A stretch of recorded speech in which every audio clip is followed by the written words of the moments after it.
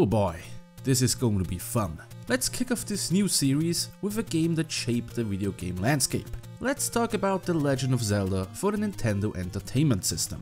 The Legend of Zelda tells the story of the brave hero Link, who sets out into the Kingdom of Hyrule to save Princess Zelda from the claws of the evil Prince of Darkness, Ganon. Or how the game calls him, Ganon. But why did Ganon invade Hyrule in the first place? He wants to take possession of the Triforce, a powerful ancient artifact which grants its wielder godlike abilities. Ganon forcefully took possession of one part of the Triforce of Power, and to stop him from getting his dirty hands on the Triforce of Wisdom, Zelda divided it into 8 pieces and hid those pieces all around Hyrule. After saving Zelda's nursemaid Impa from Ganon's forces, our hero Link is clued in by her, and now he sets out into the world to restore said Triforce to use its power to defeat Ganon. That's the premise of this game, so let's take a look at the actual game itself. Just booting up the game to hear the now iconic theme sends goosebumps down my spine. One staple in the Legend of Zelda games is that you can come up with a name for your hero.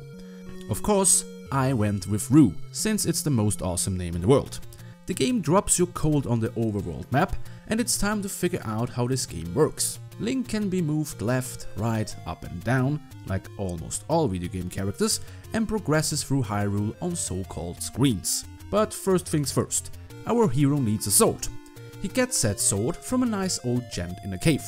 It's dangerous to go alone. Take this. There are even more NPCs in the game. There are several shopkeepers which will sell Link bombs, shields and other useful stuff. Oh boy, this is expensive! Yeah, that's a great sales pitch, dude. To afford those expensive luxuries, Link has to find rupees by exploring Hyrule or by defeating enemies. Or he can just gamble for them. Yep, there is gambling in a Nintendo game. Those were simpler times. Since we're talking about enemies, why don't we take a look at them too? The first Legend of Zelda game introduced a lot of enemies which would become iconic in the franchise. There are the mean moblins, stealth for skeleton soldiers and bats. Oh sorry, they are actually called Kisi or Keys, I don't know how to pronounce them. And what do you think these things are called? What? Snakes? Don't be stupid, those are ropes. So now that we got the basic gameplay out of the way, let's see what our little hero has to do to reach the evil Ganon. To find the 8 pieces of the Triforce, Link has to fight his way through 8 different dungeons, all hidden in the overworld of Hyrule. These dungeons often hold little puzzles and have the player look for keys to unlock doors to progress. In the first dungeon, Link encounters an evil dragon, but isn't too impressed by it. Defeating the boss of each level rewards the player not only with a piece of the Triforce, but also with a nice piece of music.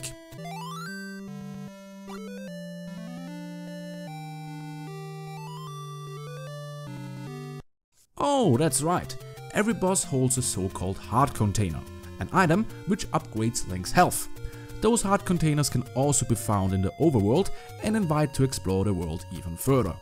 Level 2 has Link use his noggin, as its boss, the giant lizard Dodongo, can only be defeated by feeding it bombs. This adds a little variety, I like it. Further encounters pit Link against the giant spider monster Goma, the giant flesh ball Dickdogger, and a man-eating plant. And here's something interesting I figured out recently.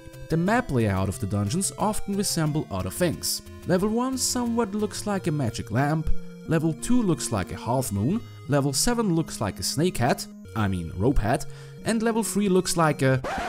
Oh boy. Oh no. That's a windmill. Yep, that's definitely a windmill. Right? Help! But don't just rush through the dungeons, thinking that you will be done once its boss is dead. Every dungeon holds a special item you either need to use to defeat the boss or to reach other dungeons. For example, you have to use a raft you found in the 3rd dungeon to reach the 4th dungeon. And just look how happy Link is upon finding those items. Every moment I live is agony. Please kill me. So Link badasses his way through the 8 different dungeons, and now it's time to face off with Ganon. To do so, our hero has to travel to the Death Mountain. Well, that looks more like a death pile to me, but what do I know. Link runs a gauntlet of the previous dungeon bosses before he faces off with the Pick of Darkness, Ganon himself. The bad guy is easily disposed of and scatters into dust, Link frees the princess, and Hyrule is safe once again. Well, what did I think of The Legend of Zelda for the NES? It's a great game. Surprise, surprise. It's a great reminder of the old days. You don't need fancy 3D graphics or elaborated gameplay to deliver a fantastic gaming experience. Yes, the game may seem simple for today's standard, but it has everything a good game needs. A compelling story, fun combat and puzzles, and a protagonist the player is able to identify with. And don't get me wrong, this game still looks and sounds amazing. If you call yourself a gamer, you should have played this game at least once. And if you already played it, why don't you give the second quest a go? What second quest? I hear you ask. That's right, if you enter Zelda as your character's name, you will be able to experience a different game. The difficulty is upped a notch and the locations of dungeons and items is changed too. Check it out, I'm sure you won't regret it. Well, what game are we taking on in the next review? The Legend of Zelda 2, Adventure of Link. That sounds great. Until then, thank you so much for watching. This is Roo signing off. Goodbye.